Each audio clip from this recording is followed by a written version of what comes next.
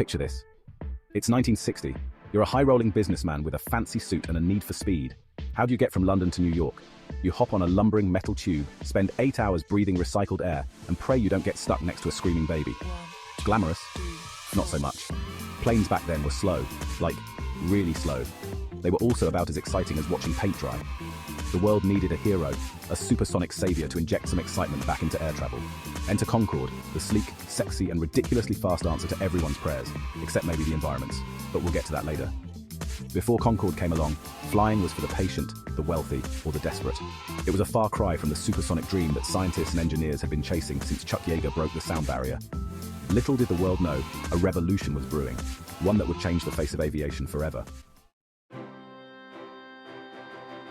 Concorde wasn't just a plane, it was a symbol of Anglo-French cooperation.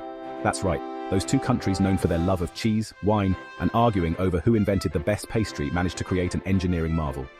The Brits brought their stiff upper lips and their Rolls-Royce engines, while the French contributed their flair for design and their ability to make anything look effortlessly chic. It was a match made in aviation heaven, or at least somewhere over the English Channel. The amount of brain power that went into Concorde was staggering. Imagine the smartest people in two countries, fueled by countless cups of tea and coffee, huddled over drawing boards and equations, their minds working overtime to conquer the sound barrier. They faced challenges, setbacks, and more than a few skeptical glances. But did they give up? Did they surrender to the naysayers who claimed supersonic passenger travel was a pipe dream? Absolutely not. They pressed on, driven by a shared ambition to create something truly extraordinary, and extraordinary it was. Now, let's talk about the elephant in the room, the other supersonic jet on the runway, the Tupolev Tu-144, nicknamed the Concordski. The Soviets wanted their own piece of the supersonic pie. The Tu-144 was heavily inspired by Concorde. It aimed to fly as fast, and had a drooping nose like Concorde. While Concorde set speed records, the Tu-144 struggled with technical difficulties. Its safety record was not reassuring. The Tu-144's moment was short-lived. Concorde was the life of the party, the king of the supersonic skies. Concorde wasn't content with just shuttling the rich and famous across the Atlantic. Oh no, this supersonic superstar had places to be, people to see, and records to break. So it embarked on a world tour, gracing every corner of the globe with its presence. From the shimmering sands of the Middle East to the bustling cities of Asia, Concorde turned heads wherever it went. It was a flying ambassador for speed, luxury, and the sheer audacity of human ingenuity. Imagine the scene. Concorde touches down in Rio de Janeiro, its sleek silhouette reflected in the eyes of awestruck onlookers. The doors open, and out steps a gaggle of celebrities, their hair perfectly coiffed, their sunglasses reflecting the flash of 1,000 cameras. Concorde wasn't just a plane, it was a rock star, a global icon that redefined the very concept of travel. It showed the world that distance was no longer an obstacle, that the future of travel was fast, glamorous, and undeniably supersonic. Section 5. High-flying celebrities, from royalty to rock stars. Concorde wasn't just a mode of transportation. It was a members-only club for the elite, a high-altitude playground for the rich and famous. If you were someone who mattered, someone who demanded the best that life had to offer, then you simply had to experience the thrill of a Concorde flight. Royalty, politicians, rock stars, Hollywood icons, Concorde's passenger list read like a who's who of the world's most influential and glamorous individuals. Imagine sipping champagne with Princess Diana, discussing the latest blockbuster with Elton John, or debating the merits of supersonic travel with Margaret Thatcher, all while cruising at twice the speed of sound. Concorde wasn't just about getting from A to B. It was about the journey itself, about rubbing shoulders with the creme de la creme of society, about arriving at your destination feeling like you just stepped out of a movie set. It was the ultimate status symbol, a testament to the allure of speed, luxury, and the unparalleled exclusivity that only Concorde could offer.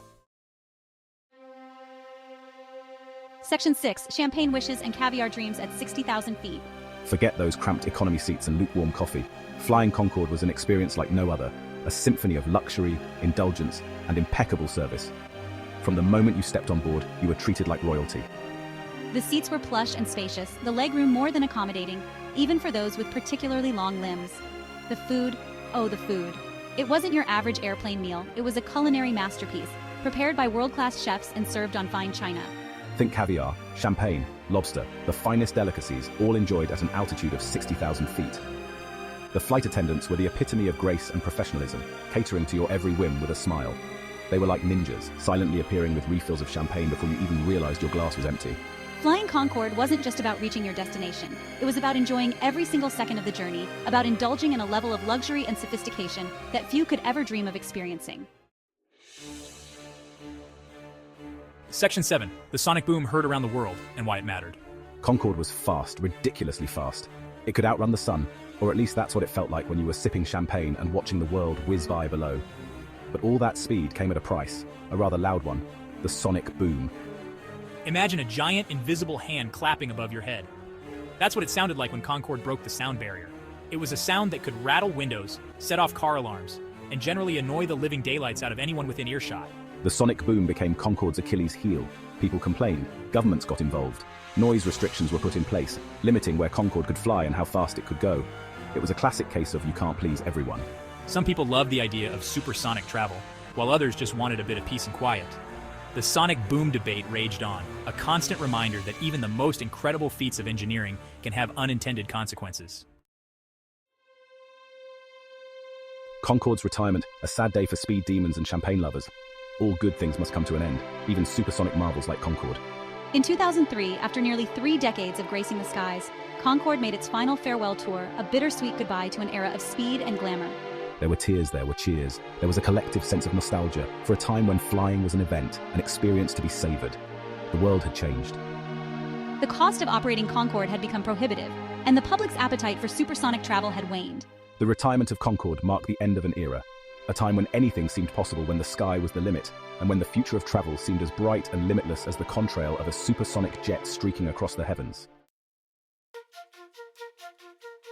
The enduring legacy of Concorde, still faster than your average airliner. Concorde may be gone, but it's certainly not forgotten. Its legacy lives on, a testament to the power of human ingenuity, the allure of speed, and the enduring appeal of a bygone era of luxury and glamour. Today, Concorde's sleek silhouette can be found in museums around the world, a reminder of a time when flying was an event, not just a means of getting from A to B. It's a symbol of what we can achieve when we dare to dream big, when we push the boundaries of what's possible. Concorde's spirit lives on in the hearts and minds of those who were fortunate enough to experience its magic, and in the aspirations of future generations, who will undoubtedly strive to recapture the thrill of supersonic flight. Could Concorde fly again? Don't hold your breath, unless you're on a space flight. The question on everyone's lips: will we ever see another supersonic passenger jet gracing the skies? The answer, sadly, is probably not anytime soon. The challenges of supersonic travel, the cost, the noise, the environmental impact are as daunting as ever. While there are companies out there tinkering with the idea of supersonic flight, it's unlikely we'll see a true successor to Concorde in our lifetime. The economics simply don't add up, and the regulatory hurdles are about as high as Mount Everest. So, for now, we'll have to content ourselves with reminiscing about the glory days of Concorde, when flying was an adventure, and the world seemed a little bit smaller, thanks to the magic of supersonic speed. In conclusion, Concorde was bloody brilliant, end of story. There you have it, the story of Concorde, the supersonic marvel that captured the world's imagination. It was fast, it was glamorous, it was a symbol of human achievement, and it left an enduring legacy that continues to inspire today. Concorde may be gone, but it will never be forgotten. It will forever hold a special place in the annals of aviation history, a reminder that sometimes, just sometimes, we humans can create truly extraordinary things. Now, if you'll excuse me, I'm off to find a paper airplane and a really, really long runway.